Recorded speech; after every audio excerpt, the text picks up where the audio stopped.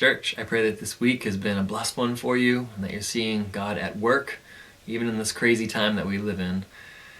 As we have the past couple of weeks, I'd love to look into Scripture for other believers, other followers of God that have lived through pretty remarkable and crazy times themselves, through times of scattering and exile, but proved that those times of scattering and exile were not more than they and God could handle together, that it was not too much, and that God with them was able to actually have them thrive in those times of scattering. And so we looked at Daniel last week and how God used him.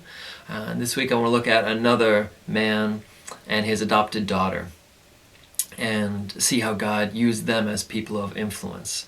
And I'd specifically like to just think about that word influence as it relates to another word, prominence. Influence and prominence. And I think if we think about those two words, we'll be able to really grasp the lessons that can be learned from this man, from his adopted daughter, and then start to see about how we can be people of influence in our world as well. If you remember when we talked about Daniel last week, we said it's probable, more than possible, it's probable that Daniel was more influential as a key advisor to Nebuchadnezzar in that Babylonian kingdom than he ever would have been as a son of the Jewish king, as a prince, as a noble back in Israel. So that time of scattering actually gave him great influence into the events in world history.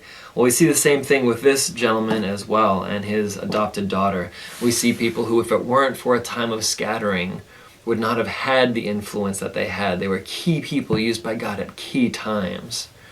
Now, if I think about those two words for us, I think that for myself and definitely for our country and our culture, most people would rather be prominent than influential. If you had to choose one or the other, being prominent, being popular, being famous, being successful, being recognized, being promoted, being visible, all those things are our cravings. Our society lives on social media and we're always looking for the promotion to the next level, to be recognized for our hard work.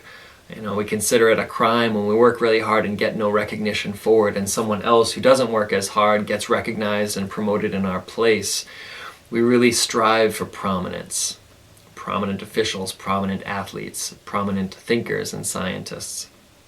But the word influential is probably a more important word, a more meaningful, impactful word.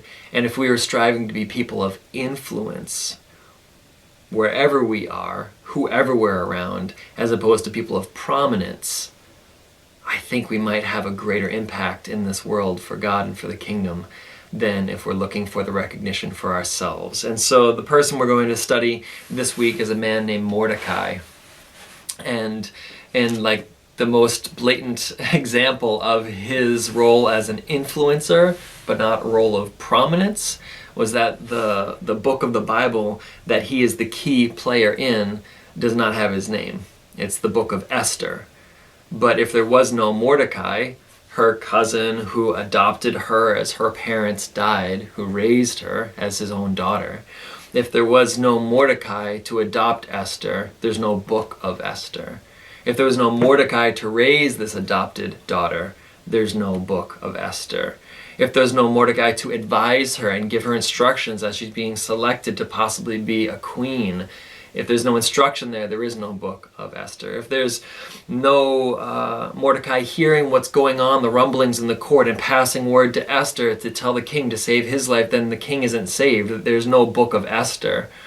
If there's no Mordecai hearing about the plot against the Jews and telling Esther and then challenging her, saying, go to the king, tell him. If that doesn't happen, there's no book of Esther. There's no salvation of the Jews. There's no celebration of Purim. There's no Esther without Mordecai. And yet the book is entitled Esther because she had the key role, that singular moment where she spoke, how God protected her through Mordecai's upbringing and advising her, and how she had the courage in that one moment to speak up on behalf of all of God's people and be used as their deliverer. And but none of that would have happened without Mordecai. He was the man of influence. And if you look at the very last verse of the book,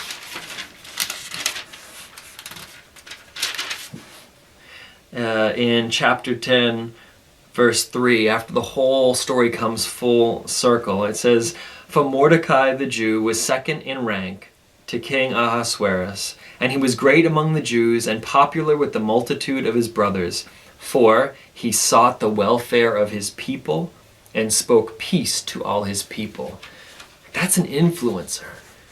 He's trying to influence his people for peace, and he sought the welfare of all of them, not the welfare of himself. And right now there's a lot of us who are kind of carrying on in anonymity, alone in your home, homeschooling children and raising children, unnoticed, unrecognized. And it can kind of grate on us that all of this is happening and no one sees it, no one knows. Well, God sees and God knows, and it's probably of greater impact that we be people of influence in those places, using children for an example, than that we be visibly complimented or seen by others to be doing the good that we're doing. Because ultimately it's not supposed to be us wanting credit for ourselves, but us wanting glory to go to God for what he's done in our lives and the things that he's blessed us with, the things he's enabled us to do. And so that's Mordecai and Esther's story for sure, giving God the credit in prayer and fasting, in courage and bravery, stepping up in those moments. But Mordecai was a man of influence, and it led to prominence. So if we could look at those words again from another angle, we could ask, which one comes first? And I think in our world, in our culture, again, it would be easy for us to think that if we become prominent, then we'll become influential, right? If I'm well known, if I have a public forum, if I have an audience, then I can influence others. But in Mordecai's case, the influence came first and was of such impact in how he influenced Esther to first not talk about her heritage with the king, so that he wouldn't even know she was of the people, of the Jewish people, and then to influence her to speak up when the time was right and to be the deliverer for God's people. His influence led to his prominence. That position of power and respect and visibility came because of influence. And I think that's God's plan. That's the humble route to prominence, is trying to be people of influence in unseen places. When Mordecai heard whispers in the court, heard the things that were going on in secret, he brought them to light to the person that he knew he had influence with, because he knew who she had influence with. Would we be willing to live our entire lives behind the curtain, simply influencing people to seek God's will, to do God's will, loving and providing for? The book of Esther doesn't record Mordecai as having any family. We know that a lot of the Jewish royalty and nobility were made eunuchs by the kings of the Babylonian and the Persian Empire, so that they wouldn't carry on the family line, so that they could be in the king's courts. And so it's possible that was Mordecai as well. Was he the great grandson of the king in Israel? Was he the great grandson of a nobleman, of someone of influence? Well, when we see him, he's kind of a minor official, a behind the scenes official, a Jewish person serving the Persian Empire.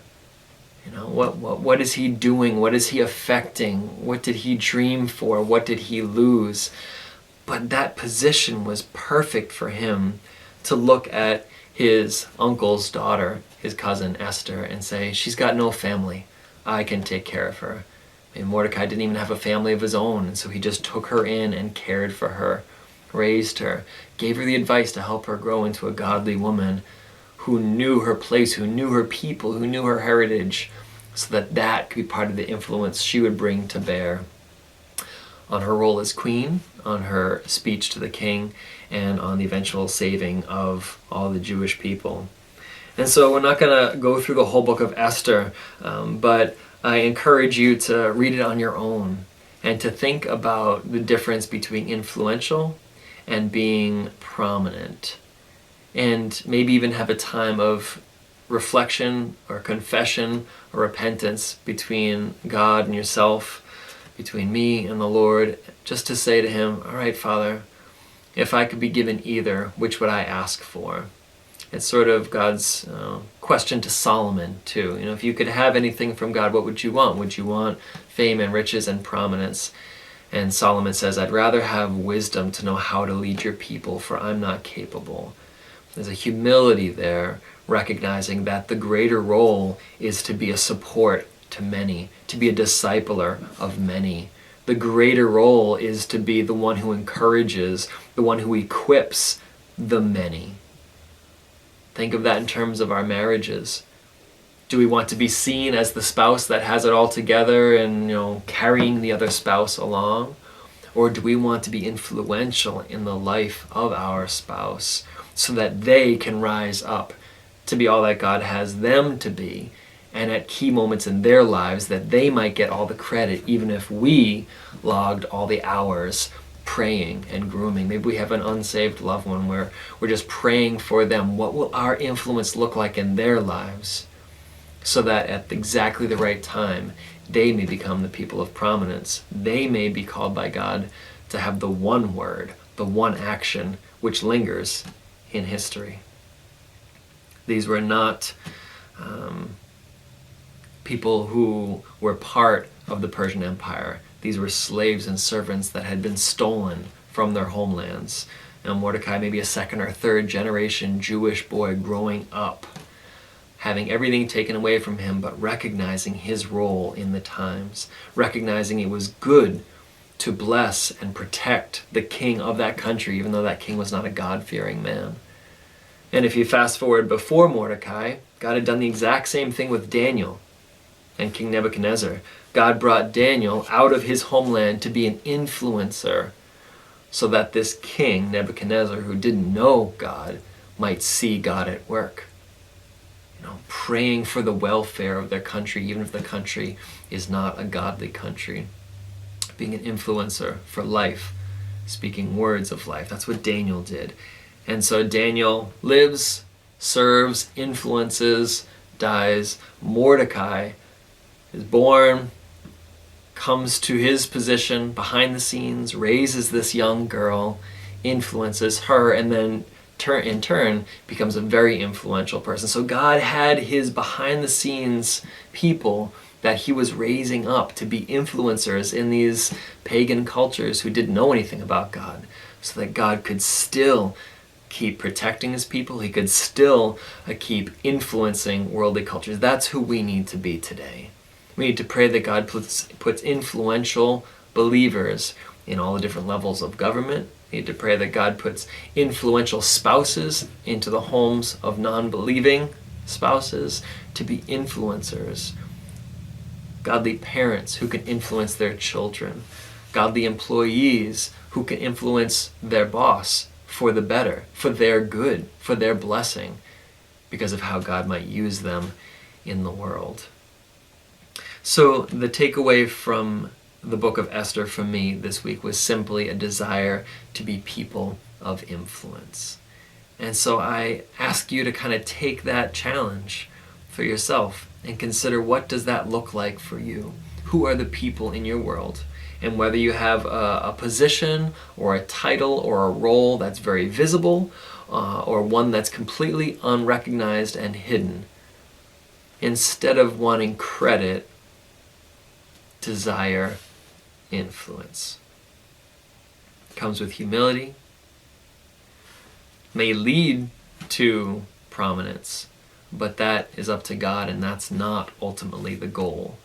The goal is just to be obedient to the places and people that God has put us with, so that we might influence them for good.